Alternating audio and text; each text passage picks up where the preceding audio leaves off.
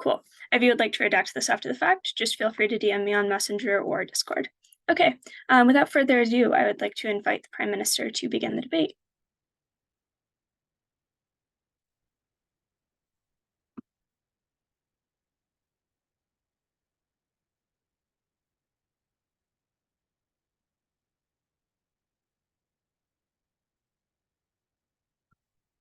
Opening government.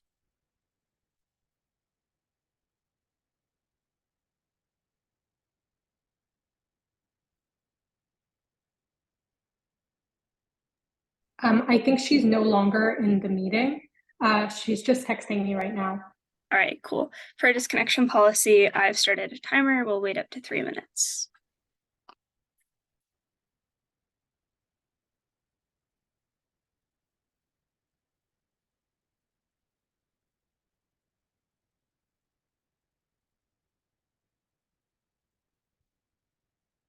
She says she's in the main room, but she doesn't know how to get to the breakout room because she doesn't have the option to enter.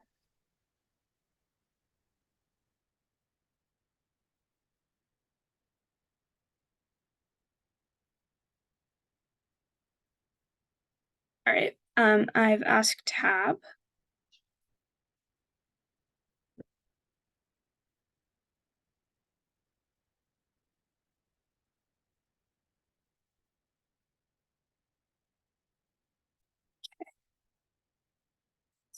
Question pertains to South America.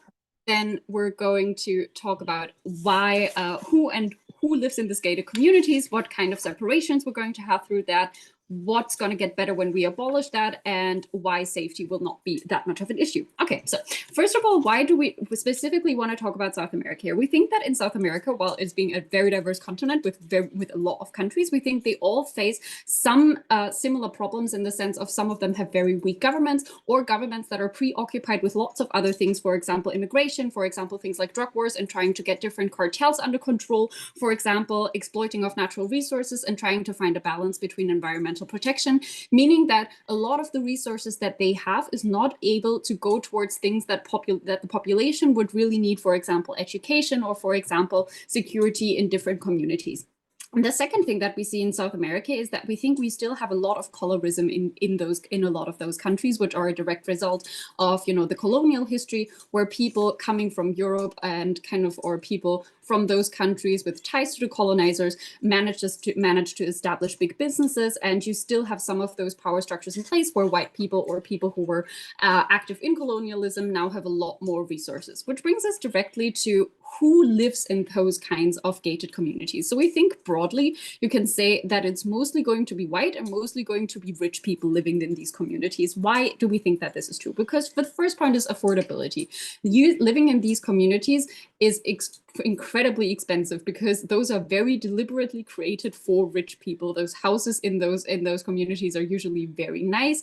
It is usually a community that pulls a lot of money into security and into nice amenities because they very specifically created those communities because they didn't want to interact with other people that are not at the same financial level they are. The second reason why we think that those communities are going to be highly exclusive is not just because most people cannot afford to live in those, but because we think that those communities, to the extent that they manage themselves, make very active decisions in who is allowed to be a part of those communities and who isn't. So this is either going to happen by there actually being like community councils that decide who is even allowed to buy houses within these communities, or there being some sort of management that decides who is able to buy houses there. We think that in both of those cases, it is very likely that people who fall into the category of, like being white, being elite, being rich are way more likely to be prioritized because that is the way that these communities are set up from the very beginnings. And even if a lot of the community members not actually having a problem with that,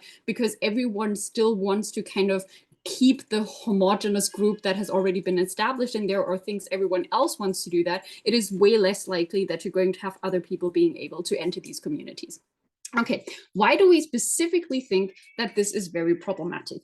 The first reason is because we think that this creates very little interaction between different, like groups, either socioeconomic or racials, because people mostly stay to themselves and there's little to no outside contact with poorer people, because those gated communities usually have a lot of amenities attached to them. So there's usually schools that are specifically created so people from those gated communities, maybe some of them together, can go there. There's a specific security service that is independent from the normal police that is paid for by people living within those communities.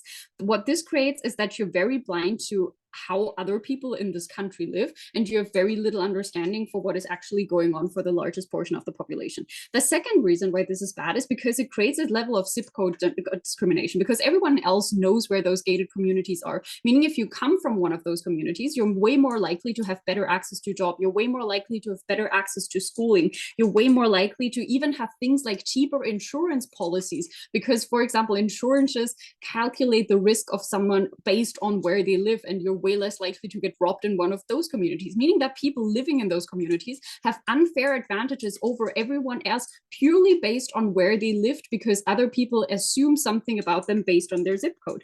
It also means that there's little social mobility due to the fact that it is so incredibly hard to move into one of those communities and benefit from these things, meaning that for a lot of people who weren't born into those communities, it is virtually impossible to make the same kind of like stride upwards as other people. The fourth reason why this is bad is funding. But before I go into funding, I will take CO. Okay, so in states without gated communities, there still exists a financial divides between communities. What specifically distincts gated communities in causing this? I think what specifically distincts gated communities is that we have that development on fucking steroids there, right? So what you have is that you have no social interaction whatsoever. You basically create a little town that runs on its own rules. Like, okay, you still have rule of law applying there, but everything else that is run in those neighborhoods is directly created by the people living there, which brings us to funding. So we think that these gated communities create a massive disparity between communities, because in a lot of countries, the way that your town or your neighborhood is funded is dependent a lot on who lives there, because people pay directly into it. For example, in a lot of neighborhoods, your schools are directly funded by the property taxes of people living in those surrounding areas, meaning that the richer the area, the better the schools are going to be, meaning that you're going to have a massive disparity between communities, in the sense that non-gated communities are going to have worse security, they're going to have worse schools that are way less funded, you're going to have worse services like trash collection or something, that meaning that you have a massive reduction of quality of life in communities that are not gated community, and way less social mobility. We think the reason why gated communities make this particularly bad is because everyone who can even remotely afford to get into one of those gated communities is going to prioritize getting into a gated community, as opposed to maybe going into a neighborhood that is still kind of rich but not really, or kind of secure but not as secure as a gated community will be, meaning that you'll inevitably have a massive decrease in the way that those fundings are spread, meaning you have a massive concentration exclusively in gated communities because they're perceived as more secure, and you want to give the people you love the most security and the best chances possible. What do we think is the counterfactual? We think the counterfactual is that once these communities are disbanded, people are still going to, move into areas that are probably not super poor, right? So you're probably still going to see them move into areas that are, still nice-ish neighborhoods, but are not as incredibly segregated as the gated communities are, meaning that you get better funding there, better job opportunity, because you now have more social contact between different groups of people, or you're going to allow people who originally would not have had a place in those gated communities to move into them and promote and benefit from all of those things that those gated communities would have to offer. Very proud to propose. I'd like to thank that speaker for a very fine speech and invite the leader of opposition to come and begin their case. Hi, I'll just get my notes together.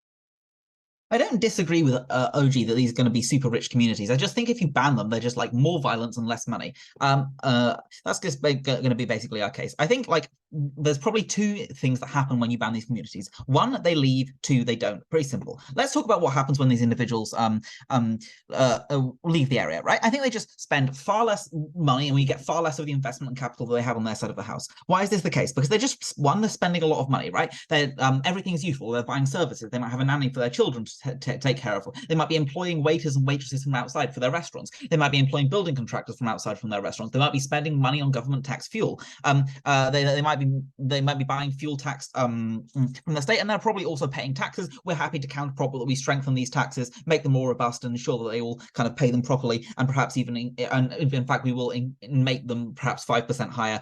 So they're probably all paying their tax, right? So they're like doing lots of things that are putting lots of money into the economy, right? I think also additionally I think also additionally when they leave, they move money out of their bank accounts that are held in this country. I think it's particularly bad because when they're moving out and they're taking their money out of the bank accounts, this like creates a lot of distrust in the country's economy as a whole. The reason for this is people are like much less likely to invest in the economy, because if you want to invest in the economy, you want to know that someone has the capacity to buy your services. If you can see that there's lots and lots of rich people, there are lots and lots of rich people, you know that you want to invest in the country because you know that someone's going to be able to buy this. When this doesn't happen, you don't have these rich individuals being able to buy stuff in the country, then people are less likely to be more wary of investing because they're worried they won't make a profit. Additionally, it also reduces the confidence when you don't have this money in the banks, because the banks just have like significantly less assets. So people are less likely to trust these banks and less likely to want to put their money in. So this like reduces the amount of money that these banks have. This means that they're less able to do things like take out loans, which helps the economy.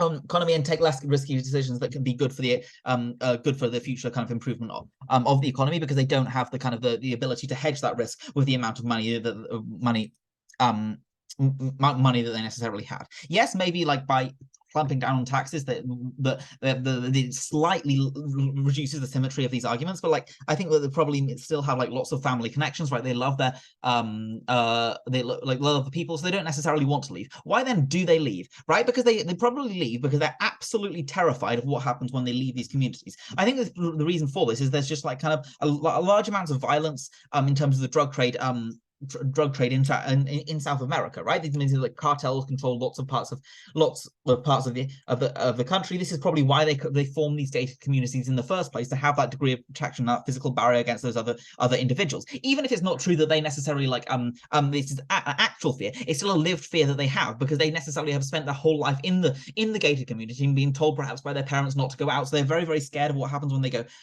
when they go outside. They probably this is absolutely terrifying for them, right? Right, I think this is particularly important because they can't just protect themselves with like private individuals and things like that. This means that because they don't have things like the gates, the CCTV, the ability to kind of trap themselves, trap individuals that try and come in. They don't have all of this infrastructure around them to protect them from other individuals and stop people getting into the gated communities. Protect other people and getting immunities. This means there's far more less ethical. There's far more less efficacy in terms of being able to prevent themselves and protect themselves for other individuals. I think this means that rich people are far more likely to kind of leave the economy because of their fear of crime and because of their personal fear for their lives. This means there's just like less money overall. This means that less people kind of have good jobs because the government's not investing in education and schools and hospitals and things like that. This means that there's less like stuff being bought, such as like foods and oil prices, which means that people have jobs from that, which means that they can earn a living, which means that they're less likely to do things like turn to crime because they have other options. So there's just like much better utility on our side of the house. I think an additional mech for this money is just spending loads and loads of money just destroying these communities, right? You're kicking these people out, you're enforcing these rules. This is going to be massively expensive, particularly when they have all of those that like private military contractors and like they can collectivize within that gated community to resist the state, right? So I think this is kind of massively kind of expensive thing that is going to like mean that they're going to cut services such as schools and hospitals. Anyway, what happens though if they remain, right? I think the people who remain are probably the people who can't necessarily afford to leave, but do have like a decent bit of money. Anyway, I think these people still probably want a degree of protection. They're never going to be able to get the same amount of protection in the communities, but they still want this protection. What this means is that they probably do something like hire a private militia. I think this is particularly bad for a couple of reasons. One, I think they're just far more likely to be violent and really kind of hate them, right? You notice that people want them to be violent because they're very fearful of the other individuals. They want them to scare people off. But second, they're just unaccountable. Unlike the police service and things like that, they can't be like held to account and have democratic mechanisms to push the politicians to enforce them so that the laws kind of hurt these individuals. They don't have legal frameworks within which they work, particularly because the legal framework is particularly weak in this country. So there's going to be more individuals doing violence to other people on the streets, right? Because probably in a gated community, people don't go into the community in the first place because there's this massive deterrence effect, right? Instead, but now they probably are going to try and attack the houses, and then they do just die, right? This is just like a negative utilitarian impact in and of itself, right? Because they then you're then being killed, and that's really bad. I think additionally, there's just like they probably are going to do things like buy more guns. I think this is about, oh, can I take closing? So all you need to do in order to prevent all of the security concerns is to have the ability to hire a private militia. So most of the people will probably be able to do that in your world, right? I don't think that that's necessarily the case, and I'm literally telling you why they're bad, right? I think there's just like massive incentive into having literal walls to keep other people out, literal spike barbed wire that's going to terrify someone that's going to want to do this. I think the scale of the ability to protect yourself is just less, but you also don't have to experience the personal fear. If you're outside, you experience the risk and having someone protect you. When you're inside the gating community, you never see it in the first place. Okay, so this means just less people dying. I also think they lobby the government to be much more harsh on criminals, locking them up, being really awful to them. I think this is bad insofar as it's just like principally wrong, right? I don't think they have a right to suffer just because they were born into a situation that made them go into a cartel, right? Note that we value innocence in trials, and we value like we don't imprison mad people because we know that they didn't like personally have to make the decision that we want to. Like analogously, we shouldn't impose someone because they didn't personally like consent into doing the act. They're only doing the act of harm because they were forced to, because they didn't feel that they had anyone else, because they wanted to protect their friends and family. So we get far more harsh punishment for these individuals who necessarily don't deserve it. Even if they're bad, this just harshness is a negative utilitarian impact in the first place. This, in the end of this motion, we get more people lost, more people dying. I beg you to oppose. I'd like to thank that speaker for a very fine speech and invite the Deputy Prime Minister to come and continue their case.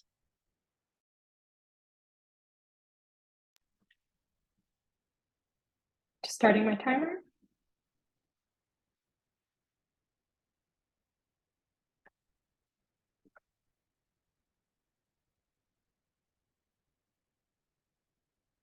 Okay, so I'll begin in 3, 2, 1, and go.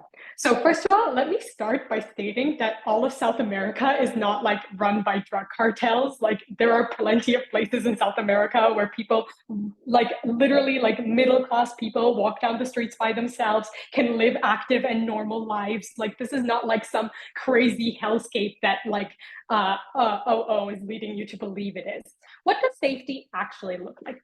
First of all, let me tell you why like hiring your own safety is probably very easy and very good for you. One, because the cost of labor in these countries, like for people, is much less. So while here it takes a lot to hire your own security service, because there's much more demand in these places, there's also much more supply, meaning that these things generally become a lot cheaper. Also, like everyone knows, like because everything, like especially if you're a foreigner who moves to these places or have like a fortune and are able to buy your own gated community, you're probably very easily able to afford like people to protect you because these services tend to be cheaper in these places. But not only that, like these services can be actually very efficient, right? And are very fair, right? Like you have a right to protect your own property. This means that you are allowed to put barbed wire on your fence, and as long as nobody tries to break in, nobody will be harmed by that barbed wire. You are allowed to hire, people with guns to stand outside your house to make sure that nobody comes in. But as long as nobody comes in, everything is fine, right? Like the whole point is you're able to protect yourself, and we think that also more likely the people that you hire are going to be locals, and therefore are not going to be like actively like shooting everyone because they likely have like some sort of relationship with them, et cetera, or even if they don't, they like understand that you shouldn't just like shotgun everybody that gets in within 5 meters of your house or something. Second of all, again, I just want to emphasize this point that, like, you know, I have plenty of friends in South America. Like, you can walk in Sao Paulo in like a bunch of areas and not be like jumped in the street and die. So like, this is, first of all, not true. Also, these rich people are not likely to move to places that are completely unsafe, right? Like, as like OO has told you, these people want safety. So there's no reason why the moment they leave their gated communities, they're just going to move to like the most dangerous place of South America. Because at the point where they value safety, they're not going to move there. They're going to move to like relatively safe upper class neighborhoods. So moving on, what actually changes with gated communities? This is the POI we got, and I think it's extremely important, right? Because what's the difference between a gated community and an upper class community? I've been to a bunch of gated communities in Romania. They exist everywhere. And the difference is that before I enter to see my friends have to sign up that I'm going to go visit them in this gated community, that I have to go show my ID, and they will literally not let me in unless my friend has registered me that I'm allowed to enter this area, okay? This is an entire piece of land that is literally being kept away from like public use because you have to like go over so many obstacles to be able to live there. This often looks like these places having active discriminatory policies that make sure only very, very rich, very upper class people who fit like a very certain profile, who have like a very good education, et cetera, get into these places and nobody else. And we think that's extremely discriminatory because yes, you have a right to your own safety, but you do not have a right to deny other people residence in a certain area just because they do not fit like a certain standard of what the community has decided arbitrarily. And also because a lot of the times these communities also hire people that they know, right? You don't want like some rando teaching your children in these communities. Because you're so wealthy, you also want it to be wealthy, well-educated people teaching your children. What this means is that the same people who are like already in this community are just funneling money into themselves, right? Like, because I don't want some like local rando to teach my children. I want it to be like a good upper class white person. Those people teaching in those schools are also good upper class white people, et cetera, et cetera. So basically, instead of pouring this money into local supermarkets, local businesses, et cetera, the people that are running everything in that gated community are also the rich. So yes, sure, the government is making money off of taxes, but not much more because the money isn't going into like general community economy. It's just being recycled in that same community and only leaving through taxes, which we think is extremely bad. And here's where our impacts come in, right? Because at the point where these people have to move away, the very specific impact we get from it not being a gated community is that suddenly there will be local businesses, there will be people that are outside of this class range, even at least you have like a much wider range of incomes that will live in the same area, which undoubtedly means that the economy is pushing more into local economy. This is extremely beneficial, and that's why it's also in the interest of the country to do this specifically. Sorry, I don't know what's beeping here. But yes, that's why it's like specifically in the interest of the country to do it as well.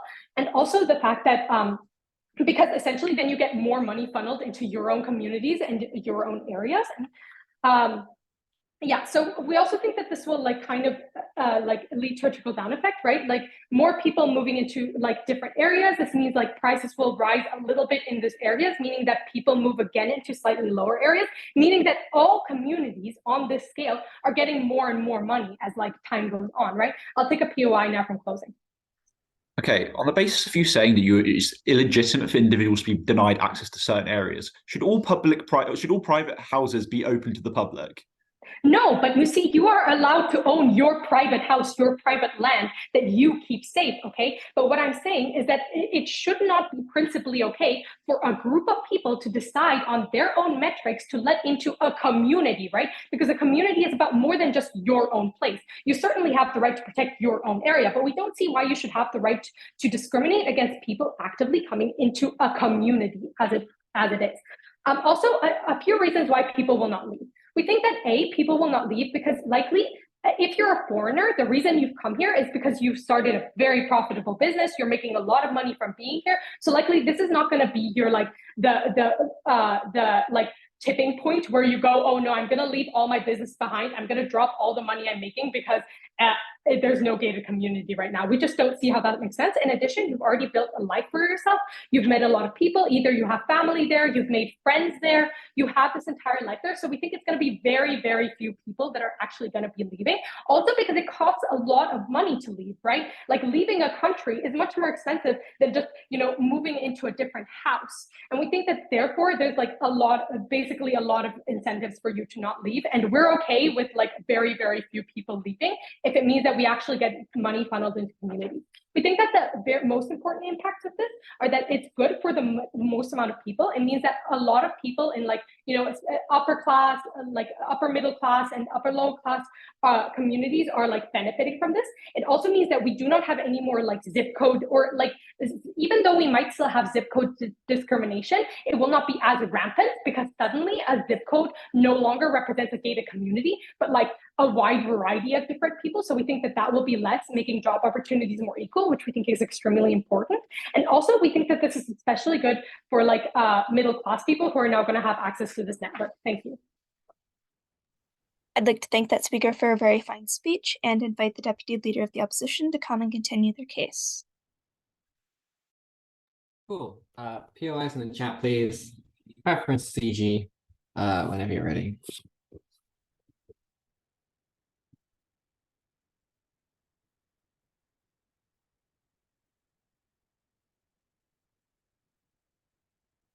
When you end up living in a state where you already don't trust the government enough to protect you, that you have to buy your house in a gated community, and then that state comes and tears the walls down in front of you, you do not act like a rational person. You take your fear because that is the only thing that protects you, which destroys any positive contact theory open government talks about. What I'm going to do is firstly show you why open government doesn't have a delta, at least it hasn't been weighed to have a delta in the debate, and then weigh physical safety as the clash that wins the debate and why opening opposition resoundingly wins that clash. In terms of contact theory, the gist of opening government is people are mean to each other, but when they come close to each other, they like each other now. One, why does this not work in other parts of the world as closing opposition talk about? But here are 4 structural reasons why it's going to get worse when they have more contact with each other. 1, recognize discrimination exists because you have the fear of the other. The fear of the other will increase in government side when they already have that fear and they're brought closer to somebody who they do view as a cartel member, or they do view as someone they already have systemic discrimination against because they view this person as poorer and they don't know who this person is. This looks like more overt discrimination. This looks like employment discrimination. I'm unsure why they're all going to live together as friends now, why discrimination would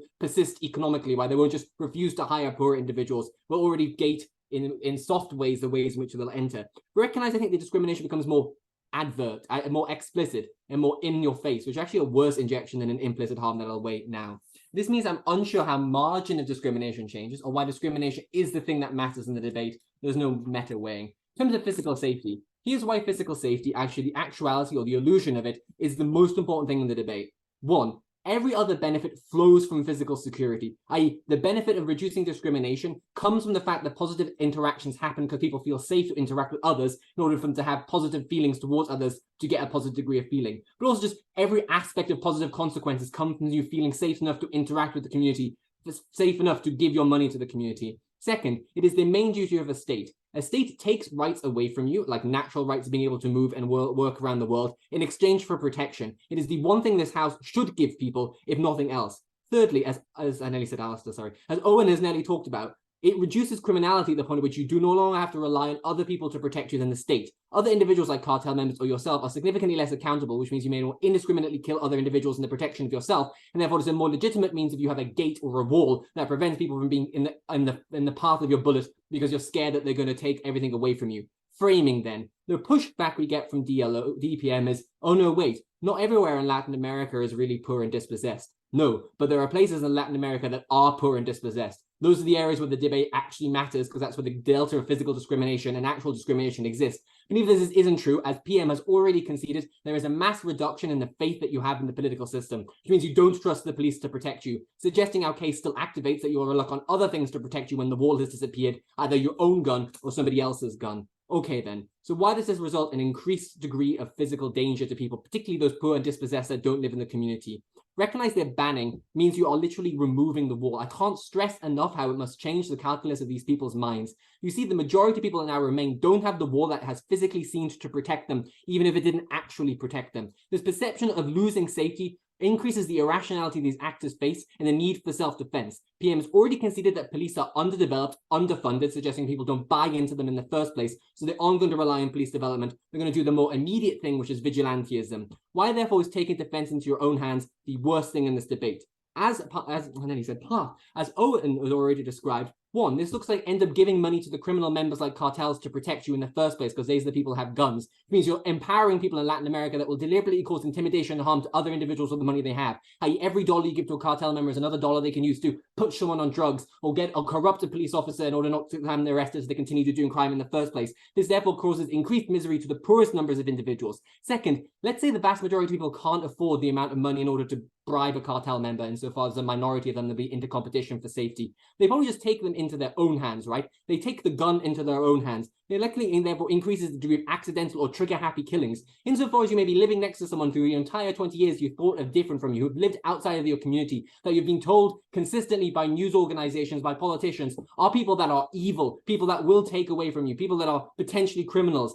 When these people come up to you and potentially are looking intimidating, you don't have a conversation with them and go, you're a nice person, really. You probably end up just shooting them preemptively, right? Which means you're increasing the degree of deaths you're performing by people not having the illusion of having a wall, even if they're not interacting. Thirdly, it's risk adversity. Insofar as you fear other individuals, this is the reason why direct discrimination will increase, which is flipping open government's argumentation about contact theory, i.e. they will just reduce because you're more emphatically focused on the negativities that you see in your environment, because people like to be affirmed in their prior conceptions. If open government is correct that people already have a negative prior conception of other individuals, I'm unsure why they will check their biases and reevaluate themselves, particularly in this situation when they think they're going to be, their life is in danger, their family is in danger, their kids could die as a result.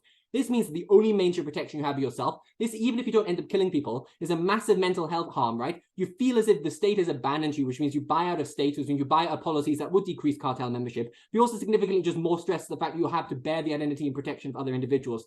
I also think cartel and gated communities are unique because of the shared identity they create. The feeling that other people are protecting you, which is what people in Latin America don't experience, is why people buy into gated communities in the first place, knowing that you are your brother's keeper and that they will come for your back when otherwise they wouldn't. This also just increases the degree of harsher punishments, as Owen has already talked about, to no response. I.e., if everything I've said is untrue, you'll just use the political aspects to lobby for more harsh punishments. What this looks like is putting people in jail or taking away their lives for more petty crimes in order to prevent that crime coming for you. People going to jail because they stole something. This is criminally bad because this is the main route people get into cartels when they have no other alternative for a job. Before I go into elucidate that, CG.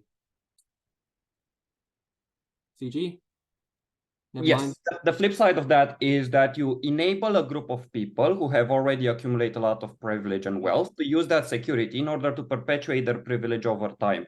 Those gated communities are a nest of privilege.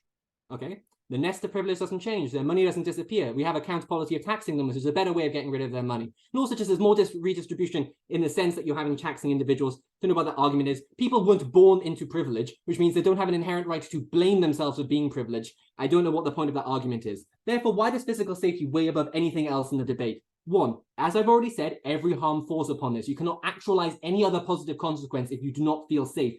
The degrees of interaction, things like cartel, public buy-in, any interaction a person will or won't do will be on their perception of safety. Just gut check this even if you don't buy anything. On top of, opening government is trying to allude to the idea of contact theory as if it ever worked in any debate ever, or even if the perception of this actually shifted. I think it's fairly obvious, at least on top of that, we're winning, but we'll win this debate because we prove self-protection instead of physical safety, why it's the most important, why it gets worse when you don't have these gated communities. Clear opening opposition.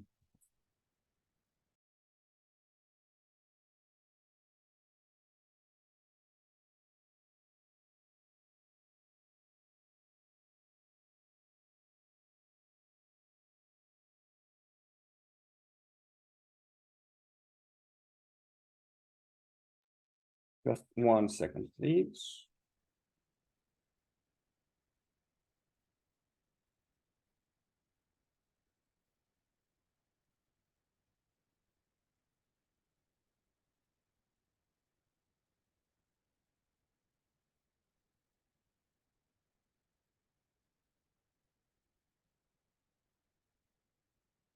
Okay. Look, actually stand by the opening opposition, and we definitely believe that security is the most important thing in this debate. Furthermore, what we say is that the ability to keep their life secure for those people living around inside those walls give them a huge edge over the rest of the population in those countries, perpetuating inequality and perpetuating the ability of those people to influence politics, influence resource allocation, and to perpetuate the resource allocations towards the haves and the lack of resource allocation towards the haves now. So first thing first, how will the rich react? Because I think this is where a huge contention has been thrown. We believe that they will most likely not leave the country because there's a language barrier. A lot of them are speaking Spanish. Therefore, most of them don't properly know a lot of other languages because of the way in which the educational system is. They have a lot of private property there, which is hard to replace social life and so on and so forth. So then who are the people who will stay and where will they stay? Probably it's going to be the high middle class because like lawyers, corporate managers, and so on and so forth. Bear in mind, it's not the super rich because they can still afford building a house with a fence. And that's not a gated community. It's a gated family or an individual. So it's high middle class who can't afford building their own little fortress and they need to live in a shared space with other people. Therefore, where will these people live? They will probably live to other areas which is being considered as being safe. What do they mean? They probably have a reasonable policing in the neighborhood. That doesn't mean that theft doesn't happen. That doesn't mean that sometimes the cartel comes and abducts a person from that specific neighborhood. It's perfectly normal because, as everyone acknowledged up until this point in these societies, there's a certain degree of state's failure in terms of providing mass security. On the other hand, probably there's a lot of good services provided because these people are higher earners. Therefore, probably there's a lot of expensive shops, expensive barber shops and stuff like that. And probably because demand for, like, people will search for areas which are deemed to be secure, probably the rent is going to be high. What does this mean? It means that most of the money and power and influence doesn't go to the poorest neighborhoods that require the most, like a lot of them won't go into the poorest neighborhood. There will still be neighborhoods with a lot of middle higher income earners, as we currently see in most of South America. Gated communities are not the standard of South America, are just one phenomenon in South America. Probably they will not need a constant, there's going to be no need for a constant private militia. Why does that happen? Probably because they can't afford it. Hiring another person is probably not that cheap. Secondly, if they are going to hire it, probably they can't afford defending that private militia and shooting guns over and over around the neighborhood because there's a decent threshold where police will still intervene. You can, hide them once, hide them twice, but the second, third time, fourth time, they will be hired. Therefore, probably through contractual terms, all of these things will be mitigated. Also because the fact that the neighbors where they probably move decently secure, are not as secure as the gated communities. But then the question is, what is the real delta? If they don't live in places with a lot of, a lot of poor people in those places because they probably have different needs and different desires, what is the delta? Well, we have a community now which is less exclusivist. You no longer have the walls around you, and there's no longer some cameras and some private individuals around you. Probably the schools are still going to be there because they still need fancier and more secure schools than the other people, and they can afford doing it, right? So probably there's going to be not a lot of interaction during schools. But those communities are going to be more open. There's going to be you don't have to show a certificate in order to move in one of the flats in those neighborhoods. Probably you just need to earn a decent salary or willing to sacrifice 50% of the salary in order to move in that place. So this less exclusivist, that means an ecosystem with more open doors, which means a fairer system to access to these sort of resources and security. Secondly, there's probably going to be no walls and militia. Why is this extremely important? opening government never explained why people moving from the gated communities to non-gated communities actually delivers. There's no mechanism to deliver communitarian change in the places where they go. What we are saying is that by moving them, we actually remove the mechanism that conserves their privilege in society and their ability to influence politics and resource allocation. We believe there should be no fundamental right to privilege and to perpetuating your power in society. How do these communities protect privilege? Hey, it's because whenever your kid comes back from school from 2 to 10 p.m., they can play around with other kids in safety, and they can interact with other people. This is how they become people that can trust themselves. They have time and they do not fear for their lives from home. And when they interact with other people, that builds more confidence and education. Then there's the social dynamic. The fact that you are living in a gated community forces the interaction between those people in the community to be stronger. So A, it's the power of the people that interact, and B, it's the aggregate information that people have and like networks that people have in those communities. They act as a block. It's 600 people that are militating for the same thing, all of them powerful. Oh, please, why don't you agree? So privilege comes from money and connections that this policy doesn't change. Why would you let your children out into the street when you're worried they will be kidnapped or harmed? This is why social inclusion won't happen on Gov. Look, what we believe is that probably you will not leave your child on the street. And we do not believe, do not understand why the fact that you have randomly accumulated some wealth allows you to send your child to be in a safe environment where they most likely will end up with the confidence and opportunities necessary to be the next doctor, to be the next person who survives the society because they grew up in that environment. You should not have that right. That child should live in the same context as the rest of the society because everyone lives under the same state. How do we break this? Look, we no longer have 300 people that can network with each other and benefit of their business opportunities and build on top of each of other opportunities. When you're no longer living in a gated communities, the interpersonal relationships, the parties, the playing dates and so on and so forth no longer happen inside that community. That means it's harder for all of them to create a compound effect of their privilege in order to influence politicians, to ask for more investments from the mayor, because one of them knows the teacher that teaches the kids near something. One of them is the lawyer of the council, and so on and so forth. It's this aggregate power that we are removing. For all of these reasons, I beg you to govern. I'd like to thank that speaker for a very fine speech and invite the member of opposition to come and begin their case.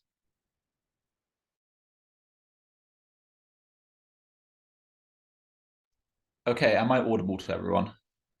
Yep, you're all good. I'll take POIs in the chat, preferably at 5 minutes 30 from opening. Cool. Let me just get my timer set up. All right, starting in 3, 2, 1. So I'm going to do one very simple thing in this debate. CG's contention is that gated communities are bad because the way in which they impact individuals in equal basis. Note, in this debate, I'm going to show you how criminal cartels and organizations actually operate, why gated communities are essential in limiting the extent to which they can operate. Then I'll show why that buy-in gives more incentive to create more gated communities, which give more buy-in to more individuals and presumably resolve some of the inequality deadlock that they talk about. At the point at which you have more access to these communities and more communities feel safe, we're able to enfranchise individuals to work on more collaborative bases and crack down on organised crime, thus taking us over our opening. Cool. Going into responding to opening governments then, firstly. They have two contentions, so there's a lot of responses that are already implicit from opening opposition. But I think just the main contention here is this isn't a retroactive debate, i.e. this is a house would ban the gated communities at the point in which you do this. Presumably all these communities are still in place. Note the main contention here, even if the communities are open, you still need to be able to afford the property to go and buy into those communities. So you need middling or poor income areas, people who buy property up in established rich areas. Note this real estate is likely to be very high because people want to have access to all the lovely things that opening government says is really bad that people access in gated communities. Note this comparative doesn't change, which means that individuals probably aren't likely to able to move into those communities in the first place. Thus, they don't have the contact interaction which deals with that preference on both of the government's frames. But note on the contention on private property how it's principally unjust for people to do this. Right. Under opening government's model, I build a very, very big house, guys, and I get a really big bunch of my friends and my family that I all move into the same house. Presumably, that's still my private property. I can do whatever I like with it. Note this is the same principle that happens under gated communities. Like this, all private land is owned by individuals, and they have a right to do this. At the point in which they all just collaboratively agreed with their private property to communalize. Note there's no actual principle here that bars this. Cool. Going into our extension then. Firstly, characterizing these criminal groups. Firstly, within the ways in which these criminal organizations tend to operate. No, a lot of the organizations tend to operate out of residential areas, typically actually in some of the richer areas, no? But the way in which they move is that they have to move resources from areas to other areas, i.e. personnel, like goods, if it's drugs you're talking about, weapons, things like that. No, the way in which they do this is specifically in a way to avoid like law enforcement, i.e. that you pitch up in residential buildings with your resources and move them around until you need to do things with that, i.e. sell the drugs, ship them to the nearest harbor, like extort people for money. No, that at the point at which you have gated communities in play, you limit the pool to which the individual criminal groups can move these resources around. Because no, there's a larger amount of security to get those resources into those communities in the first place, i.e. that you need someone to vouch for you. You probably have some amount of checks at the point at which you enter those communities, like opening government talk about when they talk about the frame. Note at the point at which you limit the extent to which communities can be bases for these groups to organize around. Note it becomes a lot easier for law enforcement to crack down upon organized criminal groups because the areas in which they operate out of, the other residential areas, be it poorer, middling, etc., are highlighted as the areas that are more likely to have those because there's less security checks and balances in play. No, this means that they probably crack down on these areas more. But no, I think at the point in which it is more efficient for them to do this because they limit the extent to which there's areas for the criminals to hide. They're likely to just be more successful in cracking down upon these criminal groups. No, this means that there's probably more political buy-in further along the line at the point at which these gated communities are seen as responsible for helping clamp down on this crime, to then on the part of the state to buy into giving funds to set up new gated communities, i.e. that now you can give an amount of this funding to poorer communities or middling income communities if you think that all the people in government are rich white fucks, which no, there's a lot of socialist parties within South America that probably have a buy-in to target at least some of these resources to poorer and middling income groups. No, this means that you get more expansion of these gated communities, which no, on the comparative, if closing government say that these communities are more safe, you have more individuals in more systems where they are more safe. Note this means that we do better than opening opposition because we prove the scale to which individuals have trust in the system more because they feel like the communities in general that they live in within their state are getting safer because they have more restrictions to the way in which criminal groups can specifically operate. Cool. I think then this specifically outweighs closing government on the basis then that this inequality, presumed inequality of state of gated communities, doesn't exist the same plane. Presumably over time, when you build up on the areas to which these gated communities exist, the amount of inequality that exists between these communities is probably somewhat lowered. No, I don't think this solves poverty or things like that. It's just that the access to which individuals can build a network is so much greater if we take them at their best than the closing government. Cool. Then going in finally, before I go into my next point, I'll take from opening government quickly. Okay, so in the status quo, you have a gated community, which is a no-go zone for drug cartels. On the counterfactual, you have several rich people living in different communities, which means that they also become no-go zones because there's more security. I've already responded to this. They don't move. I've already said that they don't move. There's an incentive for these individuals to stay exactly in play because they're these communities they've grown up and been entrenched with. You haven't actually proved why these individuals are ever going to actually move or why other individuals are going to be able to have the capital to move into those areas. So no, I'm not engaging with this. Cool. So then the second point on protection money. No, I think opening opposition talks about protection money. I'll tell you why this is specifically the other comparative when these don't exist. Note that specifically at the point at which these cartels have more of a free reign to interact with individuals in this area, that they have more incentive to focus on protection money as the main means to which they get funding. Note because it's a more reliable source of revenue, i.e. that you could go and rob a rich person and send them right back down, or kill them and send them, to the slums, or you could keep them with the amount of resources they extract from the state, presumably if they are wealthy, to then extort them for their protection money. Note that This is the more likely comparative that I've driven to, which is why I take this point over opening to this extent. But note at the point at which the protection money is specifically used, note it means that these criminal groups can operate to a greater extent within more impoverished areas, right? Presumably, if all the things that I've said are true, and these individuals who aren't able to operate within rich communities because they're gated, presumably they have more money to inflict more atrocities on poor individuals within those communities. No, I think that at this point, then the comparative is just completely bad because there's going to be money injected into criminal groups on one side, and to the extent to which they operate on the other is limited. No, I've addressed either comparative, so closing opposition has to win this debate. I'd like to thank that speaker for a very fine speech and invite the government whip to come and conclude their case.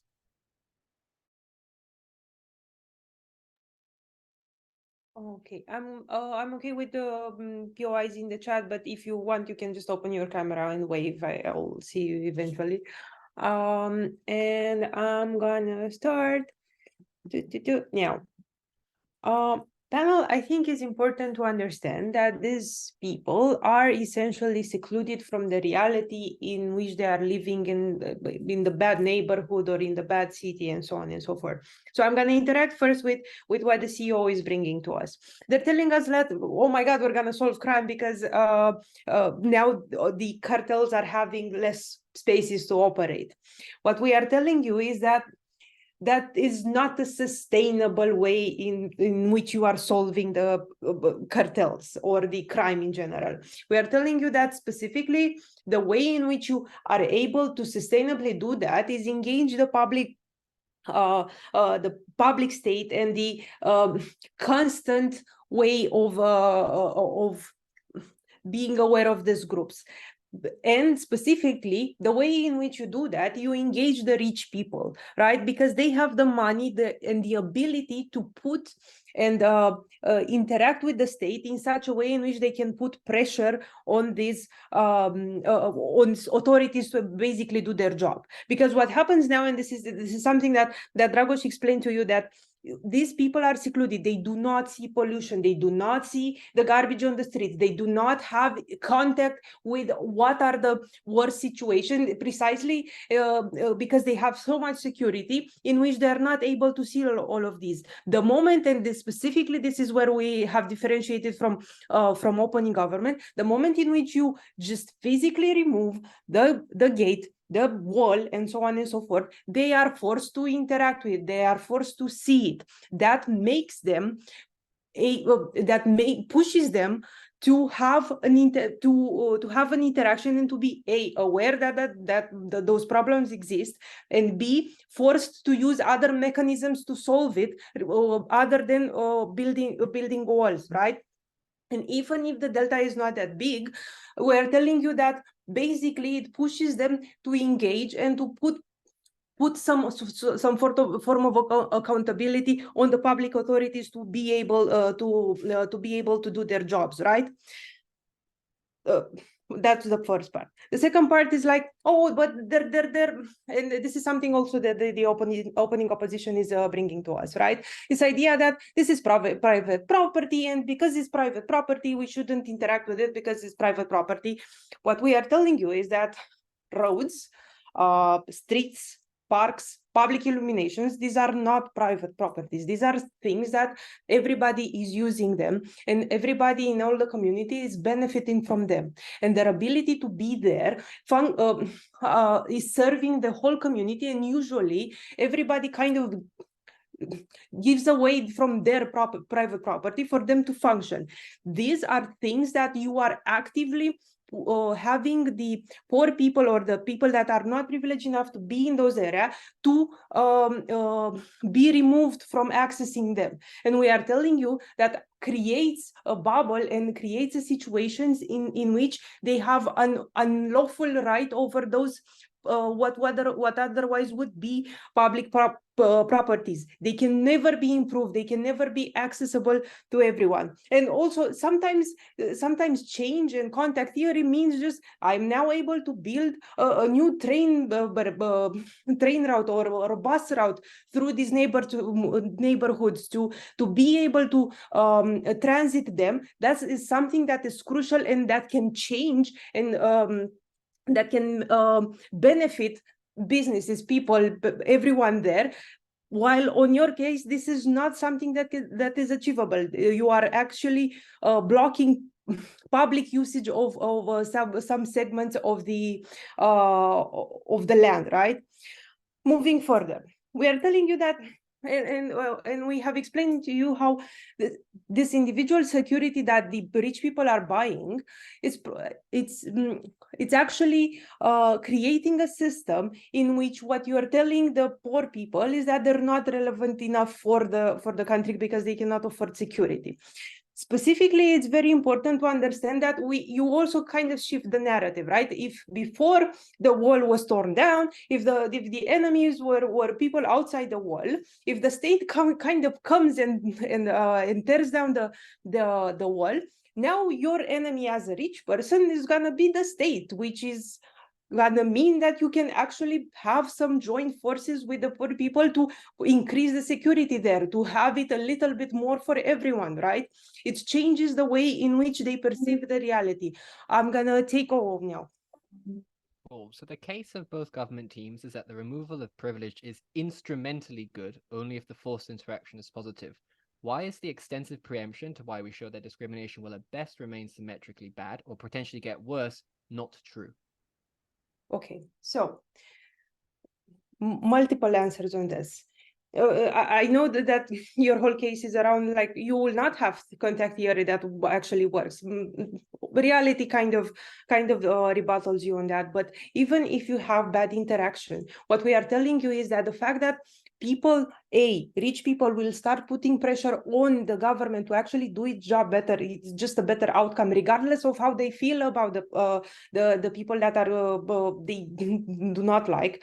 And second of all, I think it's very important to acknowledge that the kind of security in which poor people do not have access, it's something that is cyclical. It's something that is creating a system in which in the future it's creating even more victims. It's something that it creates an inability in future poor people and in future other generations to be able to function and to express their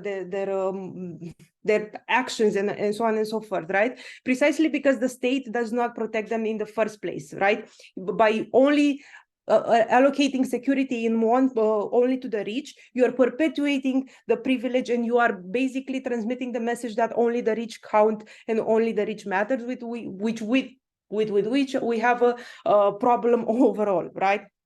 Lastly, we are telling you that this, even if there is a marginal degree of change, because you will still have some sort of private security that will happen. The fact that the wall is there missing forces the rich people to interact with the outside world, forces them to put pressure on the local government and so on and so forth to actually be able to do some marginal change. Thank you.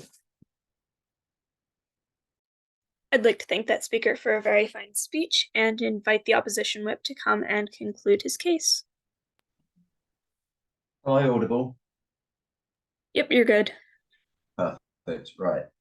3, 2, 1. I'm going to start with a bit of a rebuttal to closing, just because that's what we most recently heard. I'd like to note firstly that they do not respond to any of Zach's stuff about state-gated communities and how this can be helpful and how it can reduce the inequality that closing necessarily want to reduce, but I'll get onto that in a second. I think first thing to note is they say that we don't solve crime and that this isn't sustainable. Firstly, they just assert this. I think to a degree at the point at which you get significantly more political buy-in because you create a lot more security in these communities and you reduce cartel activity and you reduce crime in general. I just think people see this and they see less crime, they see less death, they see less fighting in the streets, they see less shooting. I think they buy into these communities as something that can be good and helpful. and it's something that they would necessarily want in their community. Therefore, they are likely to lobby the government and kind of push for these gated communities to be more of a thing. So the state is likely to do this at the point at which they're getting more political support for this. I think this reduces inequality because you get access to these things that government necessarily want. But I think the second,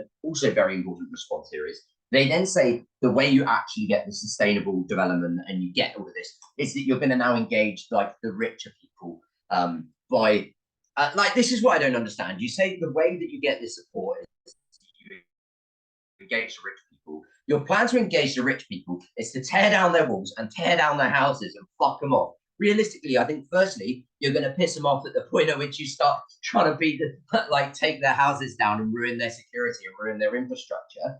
Then secondly, on the response to like, people now see like the struggles that other poor people go through, and therefore it's going to be more proximate to them and they're going to help. I think firstly, they probably already understand these struggles to a degree. Like realistically, just because they have a wall around their house doesn't mean they don't know that poverty exists and that these problems exist. I don't necessarily think that this is going to make much of a difference. But secondly, the fact that they're pissed off means they're much less likely to help anyway. And I just think, like, thirdly, they're also probably not going to move. Like, people don't just uproot their whole life, their family, leave their family and friends and all this. So I think they probably just now have a house that has a wall around it. They still have this security. They still have access to all these things. So I don't think that necessarily you get much from this. I'd also like to point out they do a lot of stuff on contact theory that we already heard out of opening government.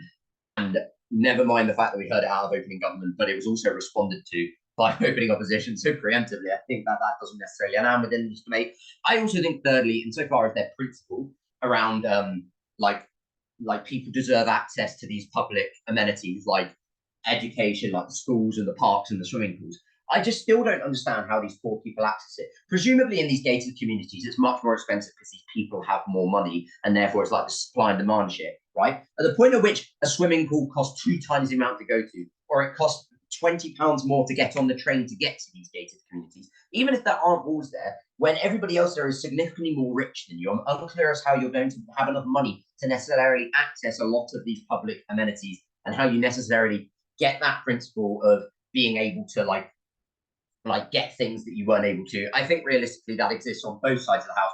You are more likely to be able to get the support and get these communities when you give the state the support to create these in the first place. So I think insofar as the closing government's principle, this doesn't necessarily land. Right, moving on to opening government. I'd just like to point out, firstly, DPM stands up and says South America is weak in a lot of areas. They have weak governments. There's lots of corruptions. There's drug wars. You don't have enough money to spend money on education.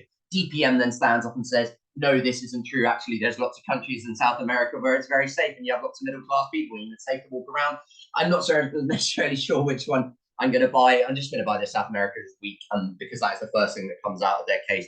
And that necessarily we need to give the governments more support to necessarily fund these communities. I do think that's a bit of a tension in their case. Like, I also just think, like, I don't necessarily care about all of their private, like, being able to access this stuff, because the comparative is you just don't get it on. You don't access it on the government side of the house at the point at which these people still live in the slums as opposed to these gated communities. Although we're right to point out that the comparative is probably that there is going to be a cartel that you're now paying. There's probably just more crime, and these cartels get more money and they strengthen. Right, moving on to bench weighing over opening opposition. I think there's 2 main things that Zach does here that weighs us over opening. Firstly, I think he gives you a decent analytical extension as to why we necessarily provide more on the stuff about the cartel, insofar as cartels specifically have an incentive to make you pay protection money because it's a lot more reliable. You are constantly getting that stream because you're richer and it's easier for you to do this. But secondly, it's kind of like a more legal means of making money rather than having to like produce cocaine, right? Or do other things that governments are more likely to want to crack down on. They probably care less about protection money. So it's an easier way to make money, which just means that the cartels are getting stronger. I think Zach gives you that incentive analysis as to why the comparative is actually likely. I think Zach proves it to a greater degree. But secondarily, he also talks about these state-gated communities. And I think this is very important because he tells you, firstly, that when you have these communities, you have significantly more security. There's like rules that, like, I think also terms and like other security guards and like lots of other things that are going to constrict the cartel from being able to do things, which necessarily means that you crack down better on these cartels. There's less of this crime, less of the murder and death that people care about. I just think at the end of the day, Opening opposition are right to point out that the comparative is bad. Their case is still relatively negative insofar as they don't necessarily solve much. That is what Zach does. Does opening have a POI?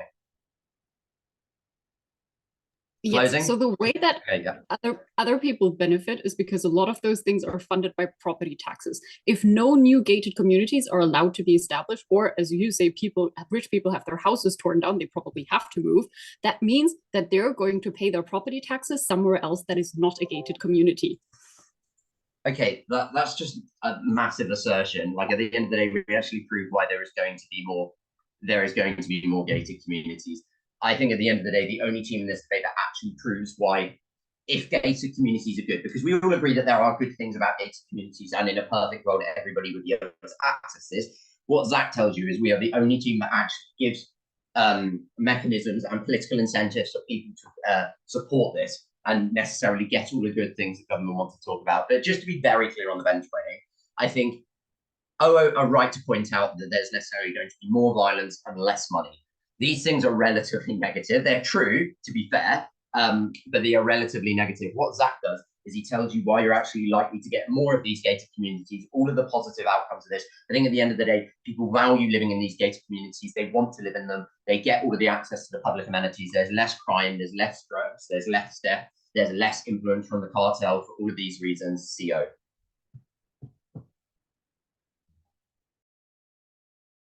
I'd like to thank that speaker for a very fine speech and all teams for a great debate. I'm going to